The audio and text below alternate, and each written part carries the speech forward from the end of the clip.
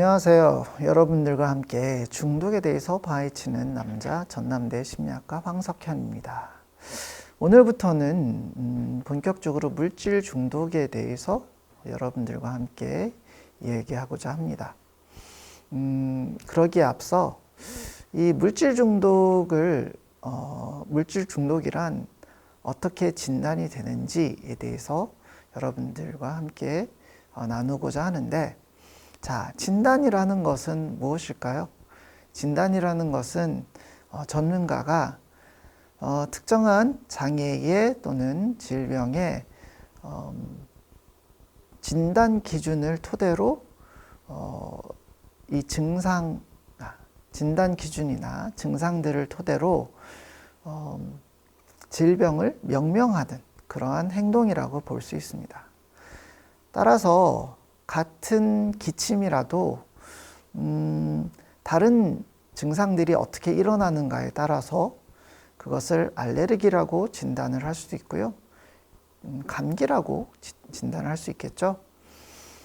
정신장애 그리고 또 이러한 중독도 이런 진단 기준에 따라서 명명하게 되고 구분하게 되는데요. 이 시간에는 여러분들에게 미국의 DSM-5에 대해서 잠깐 얘기를 하고자 합니다. 이 DSM-5라는 것은 미국 정신과 의사들이 만든 진단 및 통계 편람이라는 것이고요. 이 DSM-5에서는 10가지 종류의 물질이 중독 물질로 규정되어 있습니다. 하나씩 살펴보면 알코올, 즉 술이죠. 두 번째는 카페인, 카페인이 많이 함유된 그런 음료에는 커피, 또 에너지 드링크 등이 있습니다. 그리고 세 번째는 대마 또는 마리화나, 네 번째는 환각제, 다섯 번째는 흡입제, 거기에는 에어로솔이나 본드, 시너 등이 포함되어 있고요. 여섯 번째는 아편계라고 해서 양귀비 곳에서부터 얻어지는 그러한 추출물들이 여기에 포함이 됩니다. 일곱 번째는 진정제, 그리고 여덟 번째는 수면제 또는 항불안제, 아홉 번째는 자극제 또는 흥분제라고 할 수 있는데요. 이것은 암페타민류의 약물, 코카인 등이 포함되어 있습니다. 마지막으로 열 번째는 담배, 즉 니코틴이 이 10가지 종류의 물질에 포함되어 있습니다. 그러면 이것과 관련돼서 우리는 쉽게 물질 중독이라고 얘기를 하는데요. 실제로 DSM-5에서는 이것을 물질 중독이라고 하지 않고 물질 사용 장애라는 그러한 장애명을 사용합니다. 그것에 따르면 11가지의 진단 기준이 있는데, 그 중에 2개 이상이면 물질 사용 장애 진단을 받을 수도 있습니다. 그리고 이 11가지 진단 기준 중 2개에서 3개에 해당하면 경도의 물질 사용 장애에 해당하고, 중등도는 4개에서 5개 진단 기준, 그리고 고도는 6개 이상의 진단 기준이 충족되면 이 물질 사용 장애 진단을 받을 수 있는데요. 지금부터 저와 함께 하나하나씩 살펴보겠습니다. 첫 번째는 의도하지 않은 과잉 사용입니다. 그러니까 물질을 의도한 것 이상으로 많이, 자주 또는 오래 사용할 경우 이 물질 사용장애 진단 기준에 포함될 수 있는데요. 커피 한 잔만 마셔야겠다라고 했는데 한 잔이 아니라 2잔을 마시게 되고, 또 오전에만 마셔야지 했는데 오후에도 연거푸 마시게 되는 이런 모습을 확인하게 되면 바로 첫 번째 의도하지 않은 과잉 사용 진단 기준에 부합할 수 있습니다. 두 번째 진단 기준은 물질 사용을 줄이거나 끊으려는 시도의 반복적인 실패인데요.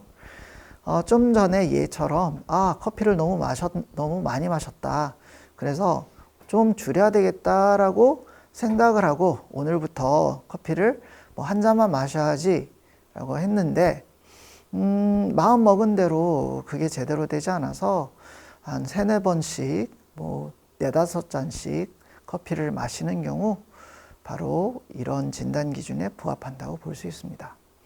세 번째 진단 기준은 물질 사용을 위해 과도한 시간을 보내는 것인데, 마찬가지로 커피를 얻기 위해서 카페에 가는 시간이 빈번하고, 또 커피를 마시는 시간, 그리고 또 커피 때문에 잠자리에 못 들어서 오래 그 카페인 때문에 고생하는 그러한 시간들이 여기에 포함될 수 있습니다. 네 번째 진단 기준은 갈망인데요. 이 물질을 사용하고 싶은 강한 욕구나 충동을 의미합니다. 그래서 커피가 아니더라도 여러 가지 종류에 대해서 갈망을 느낄 수 있는데요. 흡연 하고 싶은 그러한 욕구는 니코틴을 사용하고자 하는 니코틴의 어떤 효과를 얻고자 하는 그런 갈망으로부터 나타난다고 합니다. 그래서 많은 학생들이 강의 중간에 쉬는 시간을 사용해서 짧은 시간이지만 밖에 나가서 담배를 한 대 피고 들어온다거나, 아니면은 어떤 경우에는 스트레스를 많이 받는 경우, 예컨대 시험 기간에 스트레스를 많이 받아서 스트레스를 풀기 위해 게임을 한 게임이나 잠깐 해야지라고 했는데 게임 한 판이 두 판이 되고 3-4시간이 되는 그런 경우가 있습니다. 이와 같이 이러한 스트레스나 또는 환경적인 그러한 단서들은 이런 갈망을 촉발시키고 중독 행동을 하게끔 하는 그런 요인이 됩니다. 5번째는 중요한 역할 수행이 손상되는 것이 바로 5번째 진단 기준인데요. 물질 사용으로 인해 직업, 학업, 가족 내에서의 역할이나 책임을 완수하지 못하는 경우가 여기에 해당합니다.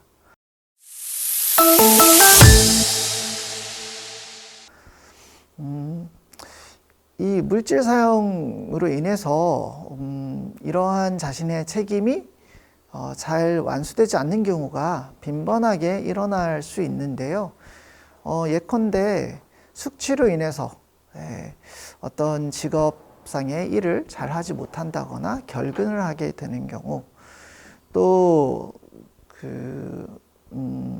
술을 마시는 것 때문에 그 다음날 학교를 빠지는 경우, 이런 경우 자신의 중요한 역할이 사실 역할 수행이 손상을 입는 경우에 해당하겠죠. 마찬가지로 가족 내에서 어떤 약속을 했는데 그것을 잘 이행하지 못하는 경우도 여기에 해당합니다.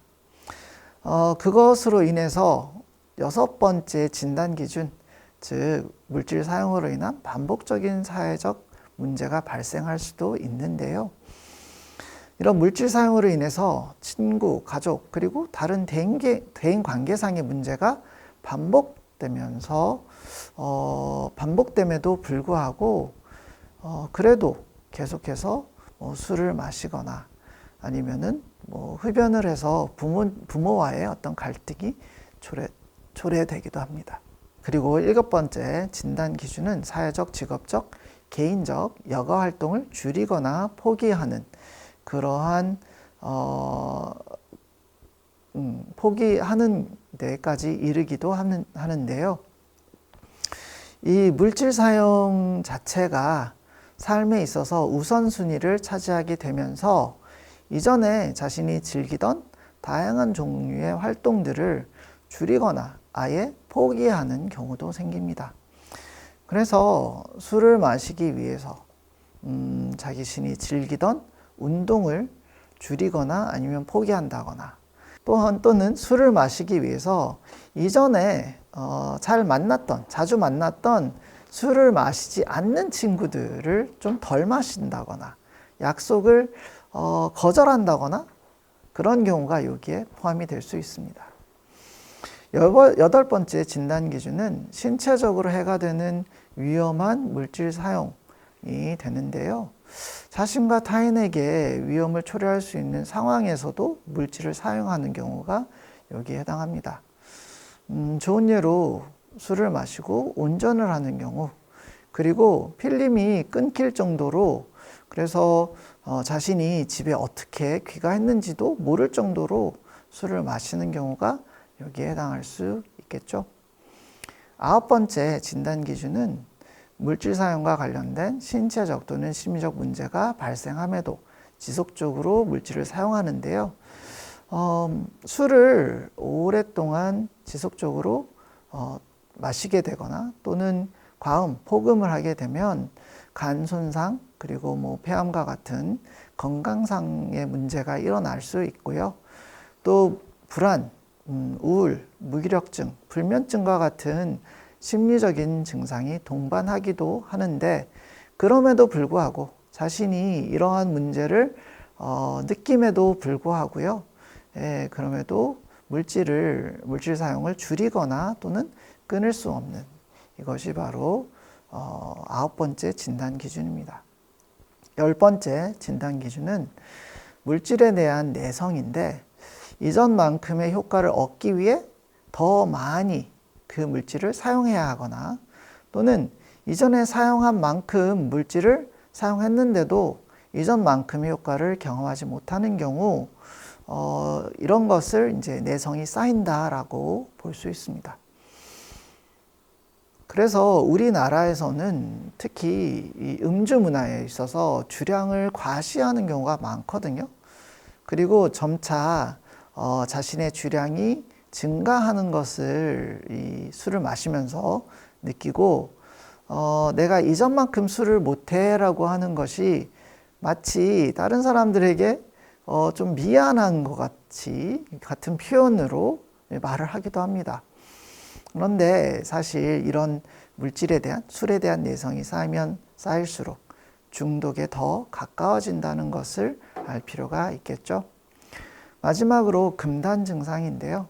물질을 사용하지 않으면 불편한 심리적 또는 신체적 상태가 초래되는데, 이것이 바로 금단 증상입니다. 흡연 같은 경우 금연을 시도하거나 뭐 어떤 이유에서건 담배를 피지 못하게 되면 초조하게 되고 짜증이 나고요. 또 이게 조금 지속이 되면 머리가 아픈다거나, 두통이 난다거나, 또는 긴장하게 된다거나, 그러한 증상을 겪게 되기도 합니다. 이게 더 심해지면 집중하기 힘들어 하고요. 또 왔다 갔다 하면서 이 담배 주변에 누군가 담배를 갖고 있는 사람이 없나? 그렇게 찾기도 합니다. 이런 것들이 이제 심리적 의존이라고 볼 수도 있는데, 마찬가지로 카페인 경우, 카페인을 늘상 카페인을 계속적으로 섭취하다가 커피를 마시지 않게 되면 졸리거나 무기력감에 빠지기도 하는데, 많은 학생들이요, 커피를 마셔야지 자신이 졸리지 않고 잘 집중해서 강의를 들을 수 있다, 또는 일상적인 활동을 할 수 있다라고 생각을 합니다. 그런데 생각해 보면 사실 커피가 졸림을 쫓아내는 것이 아니라 수면 박탈 상태로 인해서, 그러니까 수면이 부족해 가지고 졸림을 느끼는 것이 당연한 것인데, 우리는 그 생각을 하지 않고 카페인, 즉 커피를 마셔야지 정상적으로 기능할 수 있다라고 생각을 하게 되는 거죠. 어쨌든 간에 커피가 없으면 졸리고 무기력해지는 이러한 모습이 바로 금단 증상인 것입니다. 자, 저와 함께 지금까지 11가지의 진단 기준을 살펴봤는데요. 이 중에 2개 이상만 해당이 된다면 충분히 물질 사용 장애를 진단받을 수 있습니다. 여러분들 중에 여러분들은 이 중에 몇 개나 해당하시는가요? 혹시 아무 것에도 해당되지 않으면 다행이고요. 혹시 하나라도 해당이 된다면 자신의 이런 행동에 대해서 한번 더 생각해 보고 또 자신을 살펴볼 수 있는 그런 시간이 되었기를 바랍니다. 지금까지 시청해 주신 것 감사하고요. 다음 시간에 또 만나기 바랍니다. 감사합니다.